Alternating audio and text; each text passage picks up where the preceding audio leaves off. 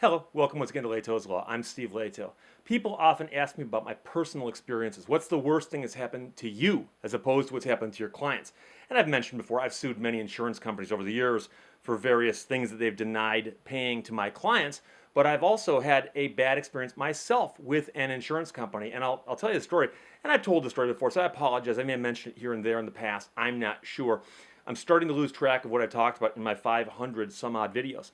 But a while back, I've mentioned before that I had a Jeep Wrangler, a white Jeep Wrangler. And I bought it brand new, so I had full coverage on it. And I live in Michigan, which is a land of ice and snow. And in the winter time, I walked out one morning to my Jeep and the doors were gone. Now, they didn't fall off, they didn't evaporate, they were stolen. And in fact, there were footprints to indicate where the thieves had gone and where they took my doors when they left and so on, but my doors were gone. And if you know much about Jeep Wranglers, especially ones with cloth tops and the cloth tops of the doors, you understand that those cars are terribly insecure and that you cannot lock them up very well.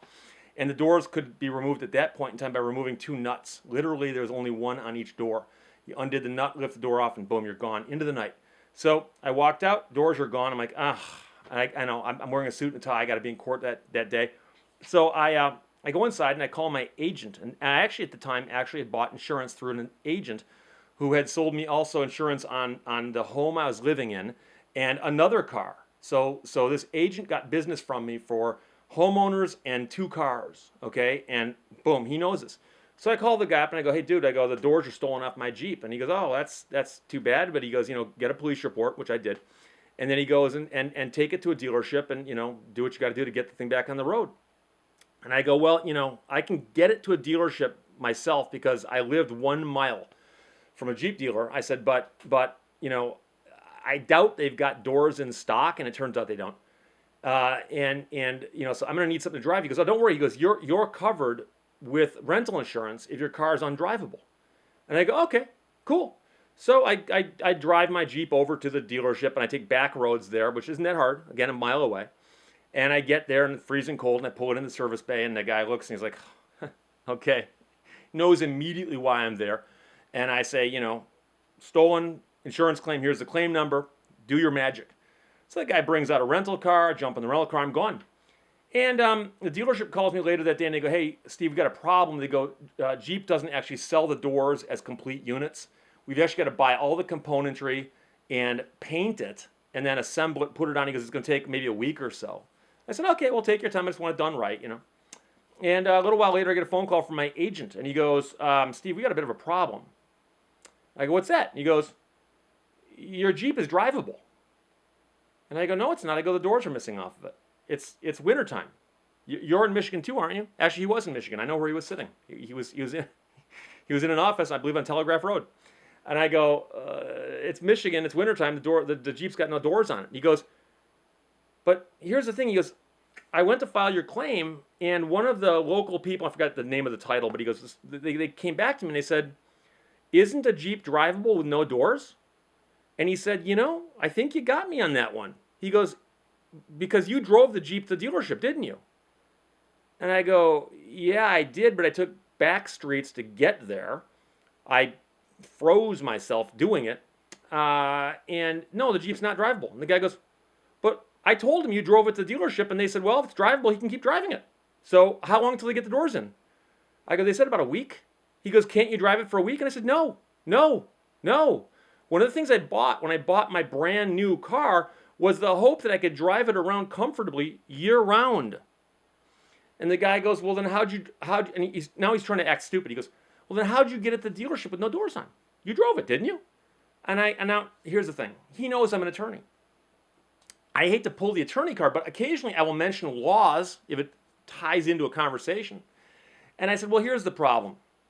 I go, it's illegal to drive a Jeep in Michigan with no doors on it, technically, because a police officer could pull you over and say, why don't you have rear view mirrors? They're on the doors that were stolen. And if I said, well, they were stolen, the cop is going to say, well, park the car until you have proper stuff because you're supposed to drive your car with all the equipment it came with, including rear view mirrors. Headlights, bumpers. Many of these things are actually required by law. And the guy goes, oh, so you broke the law and drove your car illegally today, did you? I go, yes, I did. So what? Does that void my policy? And he goes, well, no, but the point is, he goes, your car is perfectly drivable. I go, let me ask you a question. I go, you're my agent, and you represent the insurance company, but you don't make the decisions on when they pay claims. But you're my agent, correct? And he goes, yeah. I go, so you represent me, and you're supposed to be representing me and defending my position to them, right? And he goes, well, yeah, of course. I said, so right now, when you're arguing with me about whether my Jeep is drivable or not, I go, whose side are you on? And he goes, well, when I talked to them, they told me that your Jeep is drivable, and quite frankly, they made a really good argument. I said, did you explain to them that driving it would not be street legal in Michigan? And he goes, well, no, I didn't make that argument to them. And I said, well, why don't you call them back and make that argument? I go, because right now I'm in a rental car, which I got into on your advice. You're the one who told me I could get a rental car. He's okay, I'll call him back. So, of course, I go on about my business the rest of the day. Guy never calls me back. So the next day I call him, and there's nothing worse than a sheepish person who doesn't want to give you an answer, so they just don't call you. And I get him on the phone. I go, hey, what's going on? He goes, yeah, sorry, dude, I tried. I go, you tried what? He goes, I told him your car is not drivable without mirrors on it. And he said, but then they asked me, then, how'd you get it to the dealership?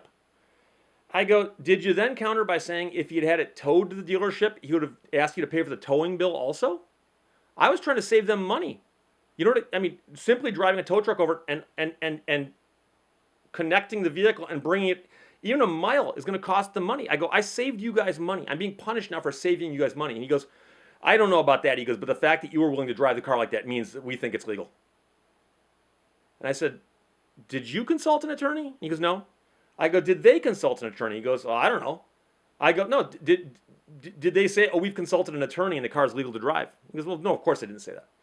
I go, so right now you're telling me that they are going to pay to replace the doors, but they will not pay for the rental vehicle. And he goes, yeah. I said, okay. He goes, you're fine with it? I said, no, but we'll deal with it later.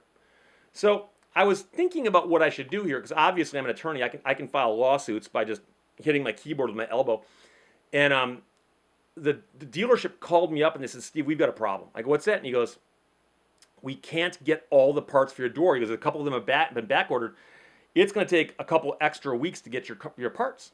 And I said, here's the problem. And I told him the story about the insurance company. He goes, well, we'll take care of this somehow. I said, okay. So they called me about a week and a half, 2 weeks. It was well over 10 days I had the rental car. Pretty sure.